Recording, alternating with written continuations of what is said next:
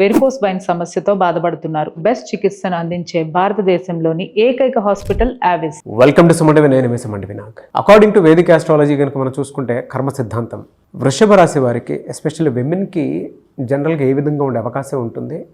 And ప్రస్తుతానికి ఈ కర్మ సిద్ధాంతంలో కనుక మనం చూసుకుంటే ఏ కర్మని వాళ్ళు అనుభవించే అవకాశం ఉంది అండ్ దాన్ని ఎలా గుర్తించాలి అనేది ఈరోజు మనతో పాటు వేదిక్ ఆస్ట్రాలజర్ ఉమా గారు ఉన్నారు. అది వారి మాటలోనే తెలుసుకుందాం. నమస్కారం సార్. నమస్తే నాగరాజ్ గారు. సార్, కర్మ సిద్ధాంతం ప్రకారం కనుక మనం చూసుకుంటే ఎన్ని కర్మలు ఉంటాయి, మనకి పలానా కర్మ ఉంది ఏ విధంగా తెలుస్తుంది, ఎస్పెషల్లీ వృషభ రాశి వారికి ఏ విధంగా ఉంది? నాగరాజ్ గారు, ముఖ్యంగా కర్మ అనేటువంటి విషయం మనం మాట్లాడుతున్నామంటే దాంట్లో 3 రకాలుగా విభజించబడిందండి. సంచిత కర్మ అంటారు. మొదటిది అంటే మనం ఏదైతే జన్మల నుంచి మనం చేసినటువంటి పాపం ఉంటుందో, గతంలో మనం చేసినటువంటి పాపం ఉంటుందో, అది గతంలో అంటే పాస్ట్ డేస్ అవ్వచ్చు, లేకపోతే పూర్వ జన్మలు అవ్వచ్చు, కోటి జన్మల నుంచి చేసేటువంటి పాపాలు కానీ, మన వంశపారంపర్యంగా వచ్చేటువంటి పాప దోషాలు కానీ ఏమైనా ఉంటే, శాపాలు కానీ ఏమైనా ఉంటే, అవన్నీ కూడా సంచిత కర్మనే అంటారు. మన వంశపారంపర్యంగా వచ్చేటువంటిది మనం ఎందుకు అనుభవించాలి, నేను చేయని తప్పు అని చాలామంది అనుకుంటూ ఉంటారు నాగరాజు గారు. ఉదాహరణకి మనకి కార్తీక పురాణంలో ఒక కథ ఉంటుంది.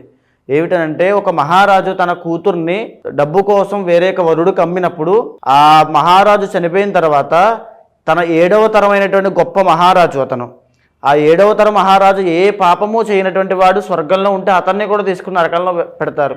నేనేం తప్పు చేశానయ్యి అంతకాలం తర్వాత స్వర్గంలోంచి మళ్ళీ నరకంలోకి తీసుకువెళ్ళారంటే, నీ 7వ తరంలో పుట్టినటువంటి మహారాజు దరిద్రంతో బాధపడుతూ డబ్బు కోసం తన కూతుర్ని అమ్మేశాడు, అందుకోసం నిన్ను కూడా తీసుకెళ్ళి లోపల పెట్టామని చెప్తారు. అంటే మనకు ఆ కర్మ అనుభవించే యోగం ఉంది కాబట్టే మన 7వ తరంలో ఆ మహారాజు జన్మించాడు. ప్రతిదీ కూడా ఒక ఇంటర్ లింక్ ఉంటుంది నాగరాజు గారు. అదేవిధంగా మనకు ఆ కర్మ అనుభవించే యోగం ఉంది కాబట్టే మనం మన తల్లి కడుపున, మన తండ్రి కడుపున, మన యొక్క ఫ్యామిలీ వాళ్ళకి సంబంధించిన దాంట్లోనే మనం పుడతాం. రుణానుబంధ రూపేణ పశుపతే సుతాలయ అంటారు. తప్పకుండా ఆ కర్మని ఎవరైనా అనుభవించాల్సిందే, మీరైనా నేనైనా ఎవరు అతీతులు కాదు. అయితే ఈ సంచిత కర్మ వల్ల వచ్చేటువంటివి, ఇప్పుడు మన జీవితంలో పడేటువంటి కష్టాలన్నీ కూడా సంచిత ప్రారబ్ధ కర్మ వల్ల వస్తూ ఉంటాయి.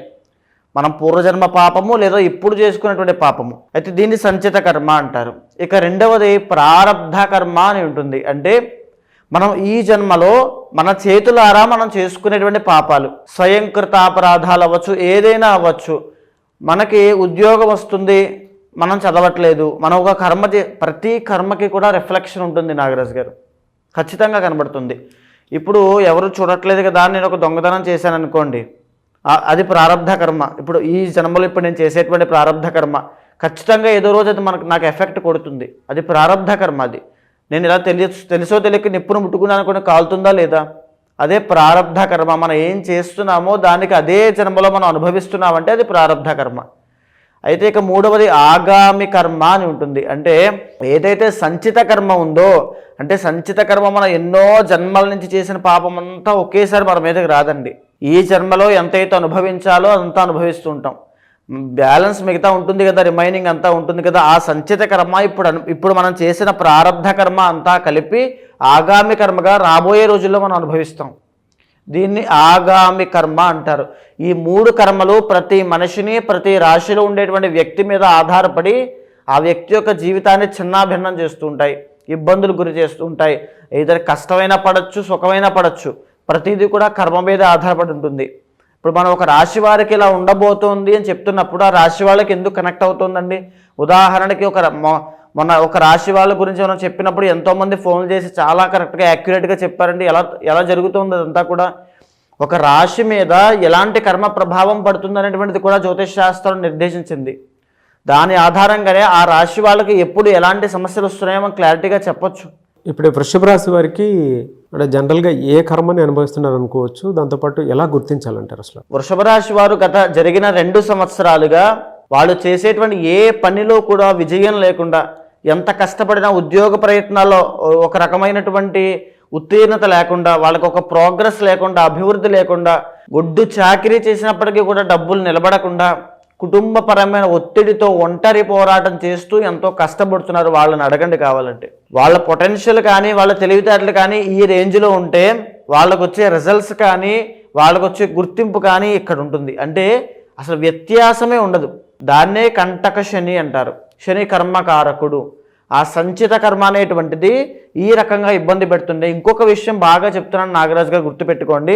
ప్రారబ్ధ కర్మ అని నేను చెప్పాను కదా, ఈ వృషభ రాశి వాళ్ళకి ఎలా వర్తిస్తుంది అంటే, వృషభ రాశి వాళ్ళకి ప్రారబ్ధ కర్మ అనేటువంటిది ఈ శని పీరియడ్ ఆఫ్ టైం ఉంటుంది కదా, కంటక శని జరిగినటువంటి 2 సంవత్సరాలుగా, ఈ సమయంలో వాళ్ళని ఫుల్ ప్లెడ్జ్డ్గా ఫోకస్ చేయనివ్వదు. ఏలినాటి శని వచ్చింది అని అంటే ఎందుకు సక్సెస్ అవ్వరు, ఎందుకు డబ్బులు నిలబడవు అంటే అప్పటికి వాళ్ళ ఆలోచన విధానం అలా మారుతుంది. వాళ్ళ కాన్సన్ట్రేషన్ తగ్గుతుంది, లేజినెస్ పెరుగుతుంది, నిర్లక్ష్యం పెరుగుతుంది, బద్ధకం పెరుగుతుంది, సోమరితనం అలవాటు అవుతుంది. బికాజ్ శని యొక్క ఎఫెక్ట్ వల్ల అదంతా కూడా మనల్ని మనమే ఒక సప్రెస్ చేసుకుంటూ ఉంటాం, డైల్యూట్ చేసుకుంటాం మన ఎనర్జీని. కంట్రోల్ యువర్ ఎనర్జీ అని చెప్తారు కదా. ఏంటంటే ఆ వృషభ రాశి వాళ్ళు ఎనర్జీని అంతా కూడా డీవియేట్ అయిపోతుంది మొత్తం అంతా. వాళ్ళు ఏదైతే ఉద్యోగం మీద ఫోకస్ చేస్తున్నారో చేయలేరు, కష్టం ఉంటుంది. కానీ ఫుల్ ప్లెడ్జ్డ్గా అది ఎంత చేసినప్పటికీ కూడా ఇంకా వెలితి కనబడుతూనే ఉంటుంది. అంటే శని యొక్క ఎఫెక్ట్ ప్రయత్నాన్ని ఇబ్బంది పెడుతుంది, ప్రయత్నపూర్వకంగా ఎంత కష్టపడినా వచ్చే రిజల్ట్ మీద ఎఫెక్ట్ చూపిస్తుంది. ఇది సంచిత ప్రారబ్ధ కర్మ వల్ల జరిగేటువంటిది. సంచిత కర్మ వల్లే వీళ్ళు ఆ వృషభ రాశిలో జన్మించారు.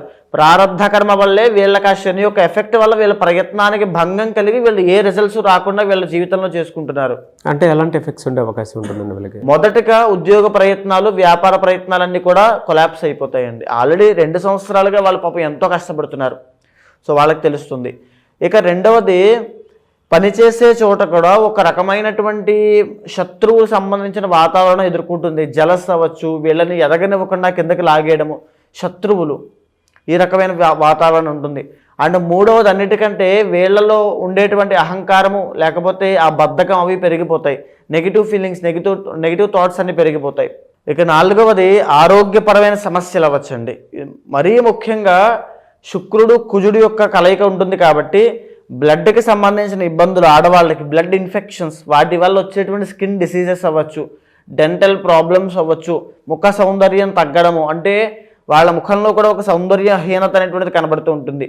అదేవిధంగా శుక్రుడు వల్ల లవ్ ఫెయిల్యూర్స్ అవ్వచ్చు, లేకపోతే ఈ యొక్క పీసీఓడి కానీ పీసీఓఎస్ కానీ సంతానపరమైన ఆరోగ్య సమస్యలు అవ్వచ్చు. ఆ తరువాత ఓవర్ బ్లీడింగ్ కానీ, మెన్స్ట్రువల్ సైకిల్లో ఇబ్బందులు రావడం కానీ, ఇలాంటివన్నీ కూడా. కిడ్నీ సంబంధించిన వ్యాధులు కూడా వృషభ రాశి వాళ్ళకి జరిగిన 2 సంవత్సరాలుగా ఎఫెక్ట్ చేస్తూ ఉన్నాయి. అంటే బేస్డ్ వాళ్ళ ఇంటర్నల్ జాతకం కూడా వాళ్ళకి అది ప్లానటరీ కాంబినేషన్ మీద ఆధారపడి ఉంటుంది. కిడ్నీ గాల్ బ్లాడర్ స్టోన్స్ అవ్వచ్చండి, gall bladder stones, kidney neuro problems, బంధువుల దగ్గర నుంచి ఒత్తిడి పెరగడము, బంధువులు వీళ్ళకి శత్రువులుగా మారడం లాంటివి ఎన్నో సమస్యలు. తర్వాత ఓవర్ థింకింగ్ ప్రాబ్లం, నా జీవితంలో ఏం జరగట్లేదు అంటే ఒక స్తంభించిపోవడం అనేటువంటి పదాన్ని ఎప్పుడైనా విన్నారా? అంటే బ్లాక్ అయిపోవడం, అక్కడే ఆగిపోవడం. కూపస్థ మండూకము అంటాము, అంటే బావిలో కప్పలాగా అక్కడక్కడే ఎంత కష్టపడినా ఎంత ఎగిరినా అక్కడే ఉండగలడం. అదే ఈ యొక్క కర్మ ఇప్పుడు దాకా వీళ్ళకి వృషభ రాశి వాళ్ళకి జరుగుతోంది. ఇలా ఏ మంత్లో ఏ విధంగా ఉండే అవకాశం ఉంటుందండి వీళ్ళకి? ఈ మార్చి 30 వరకు కూడా వీళ్ళు ఏ ప్రయత్నం చేసినా అందులో కూడా ప్రతికూలమైన పరిస్థితులు ఉంటాయి, అన్నీ యాంటీగా ఉంటాయి. అయితే మార్చి 30 దగ్గర నుంచి మే 18 దాకా కాస్త అనుకూలంగా ఉండే అవకాశాలు ఉంటాయి. ఒక్క మాట చెప్తున్నాను నాగరాజు గారు, మే 15వ తారీఖు తర్వాత ఈ యొక్క వృషభ రాశి వాళ్ళకి అద్భుతమైన రాజయోగం పడుతుంది. బికాజ్ గురుబలం మళ్ళీ అందబోతోంది. అంటే చేసుకున్న పుణ్యము కూడా కర్మే. చేసుకున్న పుణ్యం ఏదో ఒక రూపంలో వచ్చి వీళ్ళకి సహాయం చేయబోతోంది. ఎయిదర్ పెద్దవాళ్ళతో సహాయం అవ్వచ్చు, వీళ్ళు చేసినటువంటి కష్టానికి రిఫ్లెక్షన్గా ఆ ప్రతిఫలం అంతా రావడం అవ్వచ్చు, లేకపోతే డబ్బులు ధన ఆదాయం పెరగడం లాంటివి ఎన్నో జరగబోతున్నాయి. కానీ ఈ శని యొక్క ఎఫెక్ట్ వల్ల, ఇంటర్నల్ జాతకంలో ఉండేటువంటి కర్మ వల్ల ఖచ్చితంగా ఎంతో కొంత మళ్ళీ ఈ గురుబలం కూడా ఇప్పుడు నేను చెప్పిన రాజయోగము మే టు అక్టోబర్ మాత్రమే ఉంటుందండి. ఈ ఒక టెంపరీ పీరియడ్ ఆఫ్ టైం అంతే. ఆ తర్వాత మళ్ళా మామూలే అంతా కూడా. ఈ కష్టాలు అవ్వచ్చు, ఎంత కష్టపడిన రిజల్ట్స్ రాకపోవడం, ఇవన్నీ కూడా వృషభ రాశి వాళ్ళు మళ్ళా పడతారు, మళ్ళీ స్టార్ట్ అవుతుంది. అదేవిధంగా ఎవరైతే సినీ ఫీల్డ్లో ట్రై చేస్తున్నారో, ఎందుకంటే వృషభ రాశి వాళ్ళు జనరల్గా కళారంగంలో, నాటక రంగంలో, తర్వాత లలిత కళల్లో వాటిలో చాలా ఎక్కువగా ఉంటారు, పార్టిసిపేషన్ అవ్వచ్చు. అయితే ఈ స్పోర్ట్స్ ఫీల్డ్లో అవ్వచ్చు, వీళ్ళల్లో కూడా ఒక గుర్తింపు అనేది రాదు. వీళ్ళకి ఎంత టాలెంట్ ఉన్నా, ఎంత కెపాసిటీ ఉన్నా ఆ గుర్తింపు రాదు, ఆ పాపులారిటీ రాదు. కానీ మే 15 నుంచి అక్టోబర్ దాకా కాస్త ఆ పాపులారిటీ విషయంలో కాస్త బాగుండే అవకాశాలు ఉంటాయి. అక్టోబర్ దాటిన తర్వాత మళ్ళీ మామూలే, మళ్ళీ ఇబ్బందులన్నీ మామూలే. ఏదో ఒక గాలివాన్లాగా వచ్చి అలా వెళ్ళిపోతుంది గురుబలము. కానీ ఆ కర్మ ఫలితాన్ని తగ్గించుకుంటే మాత్రమే వీళ్ళ జీవితంలో అద్భుతమైన రిజల్ట్స్ కనబడతాయి నాగరాజు గారు. ఎలా ఉన్నాయి వీళ్ళకి జనరల్గా రెమెడీ ఏ విధంగా ఉండే అవకాశం ఉంటుంది? ఏ వారాల్లో అయినా సరే ఏదన్నా ఫలానా దగ్గరికి చేసుకుంటే బాగుంటుంది అనుకోవడానికి మరీ ముఖ్యంగా శుక్రవారం అండి.